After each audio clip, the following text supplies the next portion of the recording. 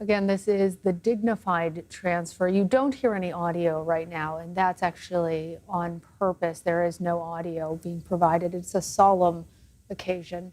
The soldiers' remains are now in transfer. We see the president there with his hand over his heart, First Lady Jill Biden, Secretary Austin also there as well.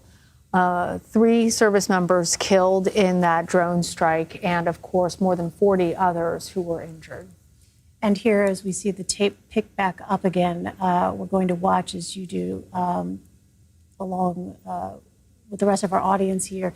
This is a solemn event that we have seen many times before unfolding at Dover Air Force Base. And what we know about this is that the Air Force has specific teams that help the families of the fallen from the time of their arrival into the area there to the time that they leave. And so what these images don't show is the accompanying airmen who volunteer, as we understand it, for that very sacred duty of accompanying the family members during this difficult time. There you see the commander-in-chief, of course, President Biden there, Dr. Jill Biden, the First Lady alongside him. So we're watching this tape perhaps a bit out of order as it gets fed to us. We're unclear as to, oh, I see they're now embarking, perhaps leaving the area now. So this is the extent of the video. We're seeing it just as you are, as it's coming out of the Delaware area. But this, again, is part of that event, solemn event, dignified transfer of the remains of the 3 soldiers who were killed last weekend in a drone attack in Jordan. Sergeants William Rivers, Ladon Sanders, and Breonna Moffett were killed. And there is no audio, as Lana said just a moment ago. This is how the feed comes into us. But this is one of the rituals here for the families as the remains are brought back to the United States. Joining us now is CBS News national security correspondent David Martin at the Pentagon. And David, we were just telling our audience about the role that the airmen in particular play, which you don't necessarily see on camera here, accompanying the families during this very difficult time. Could you talk to us a bit about that?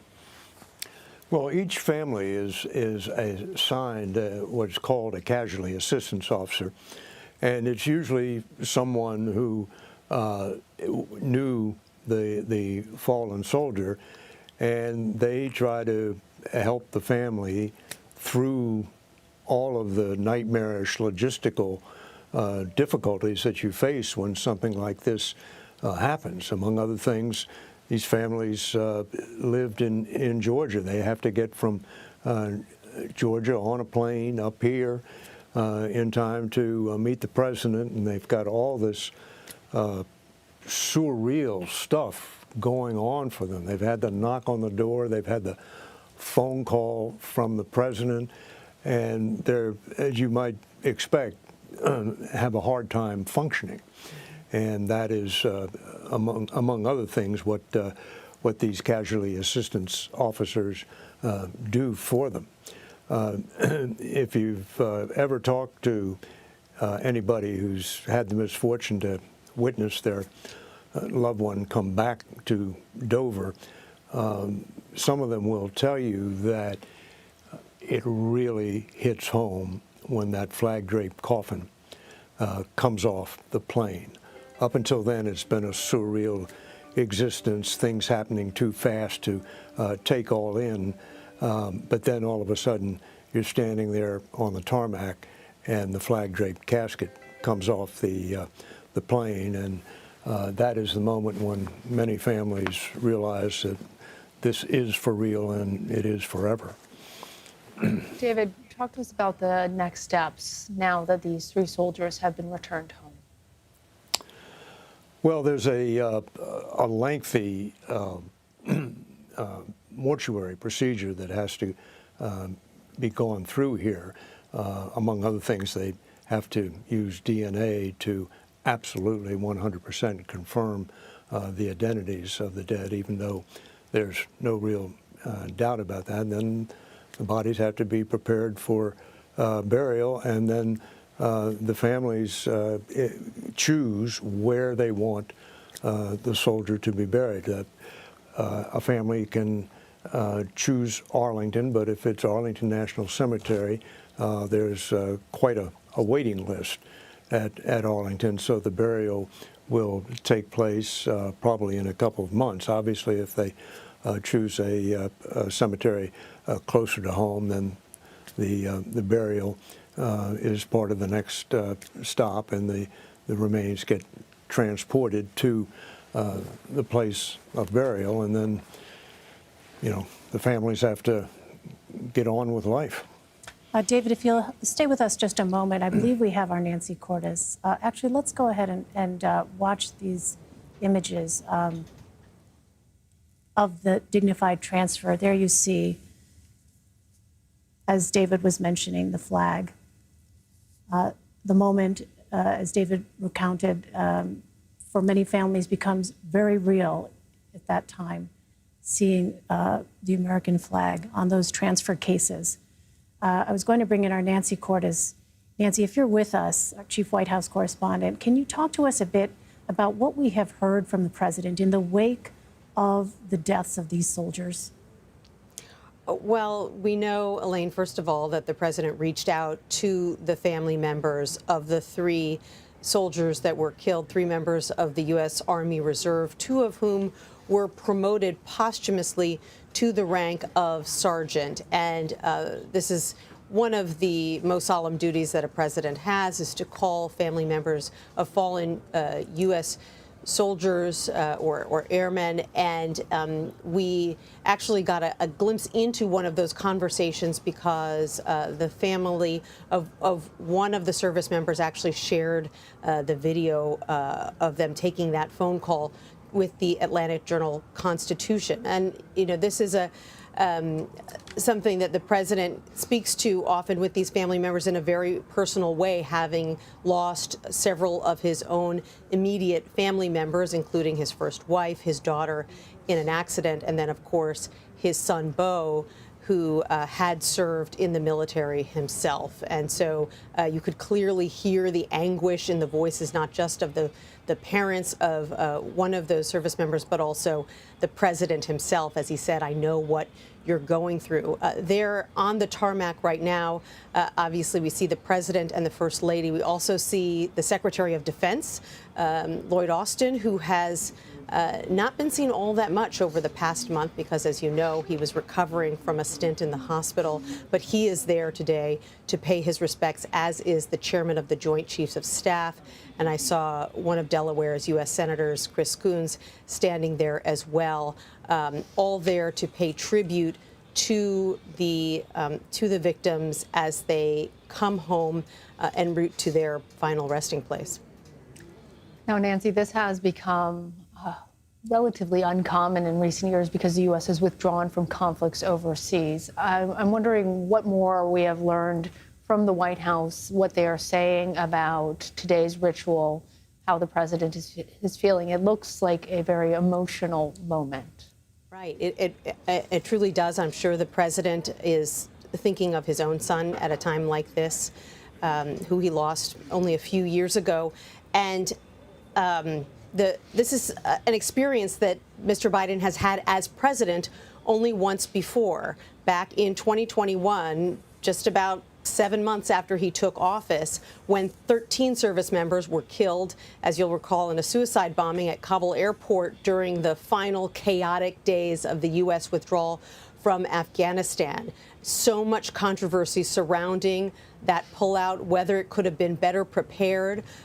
In that instance, some of the family members were more interested than others in meeting with him. So it was a very delicate situation, but he did go to Dover to pay tribute to those fallen service members as well.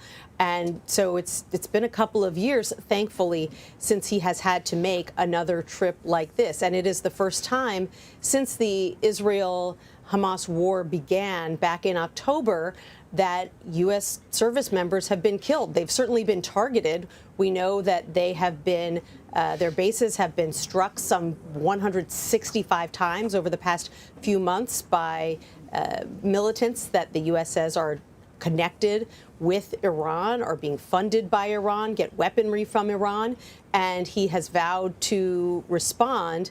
And we've been led to believe that these responses will be multi-tiered, so possibly they could take place over several days, but we're still waiting to learn more about the scope and the location of those responses.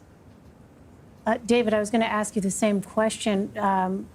Is there anything you can add to what Nancy just told us about how the United States plans to respond, given the complexity of the situation now? Sure. Just a comment. I've been watching on the monitor here, and you can tell from the look on the president's face, he's not just going through the motions here.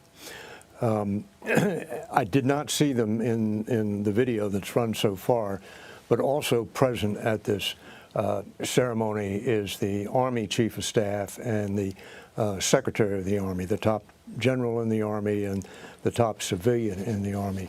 And ever since the war in Afghanistan began back in 2001, the Army has had a policy that whenever a fallen soldier comes home, a general officer has to be there to meet the plane. Now, as Nancy said, in recent years, there have been very few of these fallen soldiers returning, but that used to be at the heights of the war in Iraq and Afghanistan. It used to be a daily duty for generals in the United States Army. One of them was on call to go to Dover at any hour to greet a fallen soldier.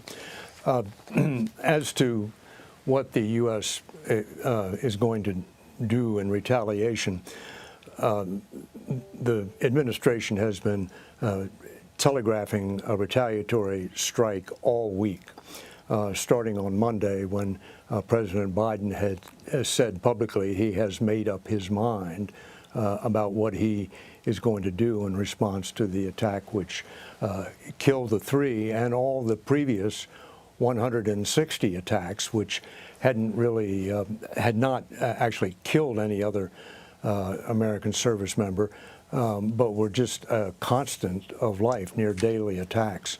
And that retaliation has been in the preparation all week, and we are just getting closer and closer to the moment when that happens.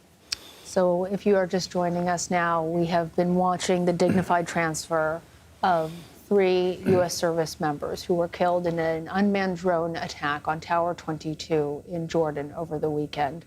We want to pay tribute to Sergeant William Rivers, 46 years old, Sergeant Kennedy Sanders, 24, and Sergeant Breonna Moffett, 23. All 3 were from Georgia. Their remains were transferred back to their families today.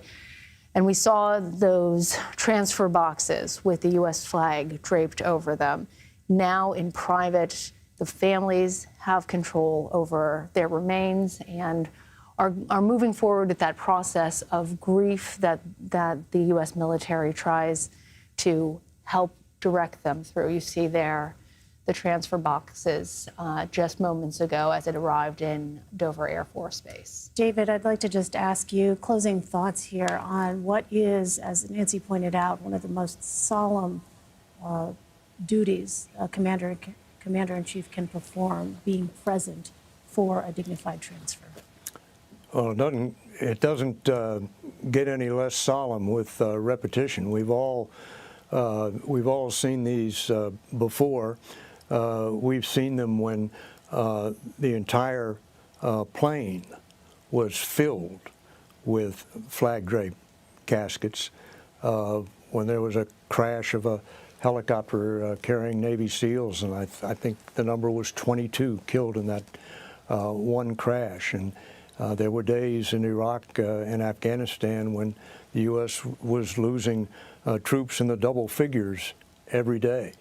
So I suppose we should all be thankful that this has become a relatively rare event, but boy, when you look at it, it's still as gripping as the first time you see it.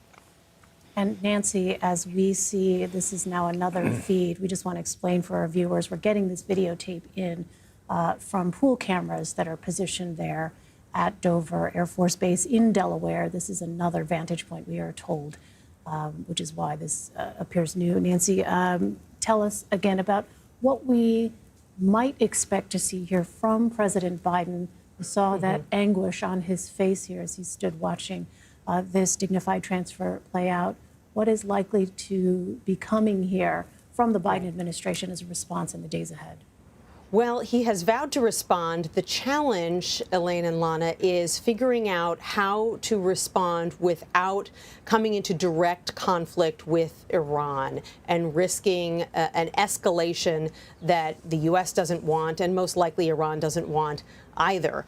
They want to send a strong message to these rebel groups that are being funded by Iran, but certainly if they were to strike on Iranian territory, for example, which is something they haven't done so far, that would most likely be seen as a provocation to Iran. In fact, just today, Iran's president spoke and said that we will not start a war, but if a cruel force wants to bully us, the Islamic Republic of Iran will give a strong response. So this is something that the U.S. is weighing very carefully as they try to decide where exactly to strike back. Do they strike back within Iranian territory? Do they strike back on Iranian assets outside of the country, as they have been doing so far in Syria and Iraq?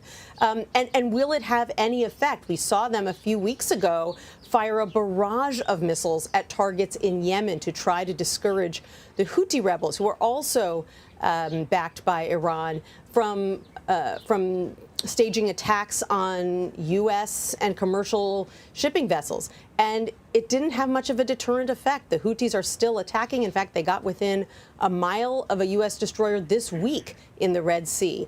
And so these are the complicated factors that U.S. officials here at the White House and at the Pentagon are weighing as they try to decide how exactly to send Iran a message after 3 U.S. service members were killed. And such a solemn event and the emotion of it clear on President Biden's face, does that affect at all the calculation and how the U.S. responds to the deaths of these service members, David? Well, I'm not sure the U.S. would be responding if that drone had gone off and nobody had been killed or injured. Obviously, this strike, when it comes, is going to be designed to say you cannot get away with killing Americans. Now, President Biden has been at the senior levels of government for a very long time, and I'm sure he's able to draw the line between his emotions and what would be a smart military operation. And if you were just to let your emotions reign, you would probably want to go to the source, which is Iran. But every indication we have is that they are not going to go to the source inside Iran, but they're going to go after targets in Iraq and Syria, both the militias which actually carry out the attacks, but are really frontmen for Iran. And so to get past the frontmen, they're also going to go after Iranian locations and personnel inside Iraq and Syria. Now, this strike has been so widely telegraphed that no one in Iraq can be under much doubt about what is coming. And so if you're a member of militia or if you're a member of the Iranian Revolutionary Guard, you have probably gone to ground in Iraq and Syria, if not having fled the country entirely. So it may be hard to find individuals, but there are plenty of facilities, training areas, warehouses where the weapons that they fire are stored.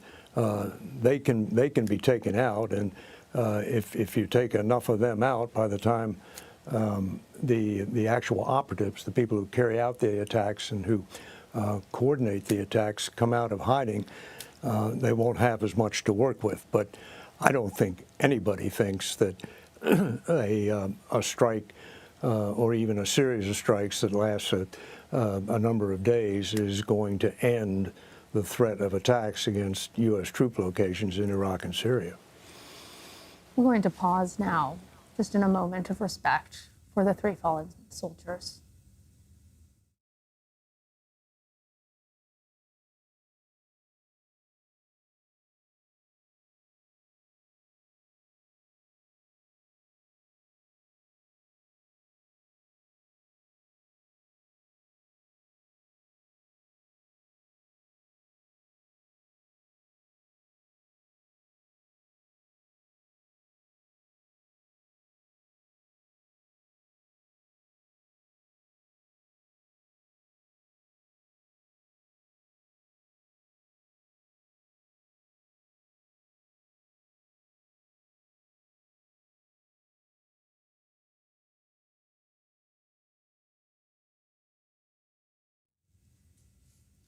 You see now the remains of those 3 fallen soldiers being transported from Dover Air Force Base. We have with us David Martin at the Pentagon, who was explaining just before our moment of silence part of the U.S.'s response. We also have our Nancy Cordes outside of the White House. But David, I want to just follow up with you on your point about the U.S.'s response and when this might take place. And if you could explain, please, for our audience, how weather might factor into that. And now that these remains are back in the U.S., should we expect that military action to be taken out imminently? Well, I don't know that there was any direct relationship between this ceremony and the timing of the attack, but I think it could well serve as the prelude to an attack which has been in the works really since the moment this drone went off last Sunday. But as a practical military matter, you need good weather so the pilots can have eyes on their targets, and you need good intelligence, particularly if you're going to go after individuals, because you want to know their whereabouts. I was mentioning earlier that most of the people they want to go after have gone to ground. That doesn't necessarily mean they don't know, or the U.S. intelligence doesn't know where they are. They're just in a place where they can't be attacked, and usually that means just going home and surrounding yourself with your wife and children.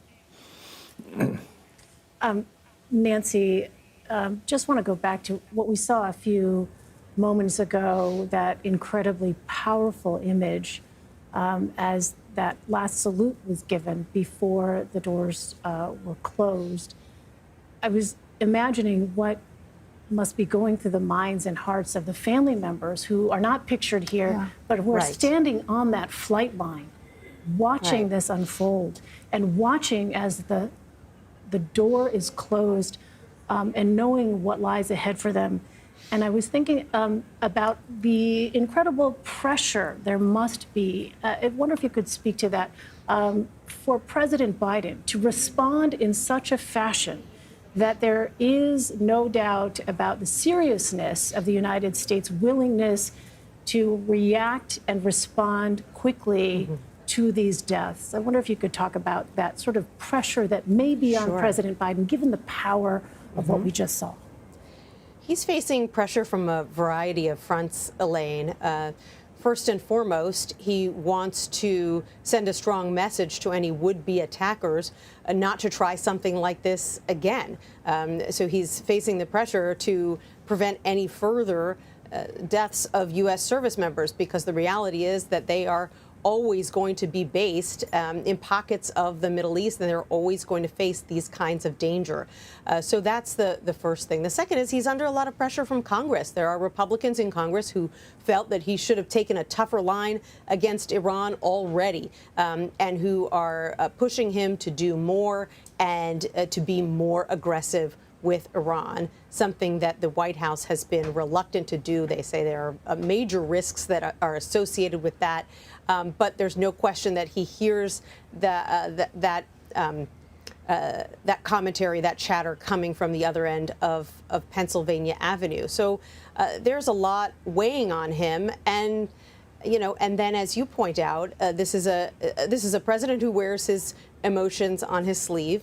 This is something that is painful and difficult. This is something that this is an experience that he can relate to. He didn't go through exactly this experience, but he has lost loved ones who are close to him. He can, while we can't see those family members on the tarmac, I assume he can, and surely he can see what they are going through right now. And he had a chance to meet with them privately before this solemn transfer took place in a room there at the base. And so he's intimately familiar at this point with these family members and the pain that they are going through. And that is, as the commander-in-chief, that's always going to be something that is difficult to experience.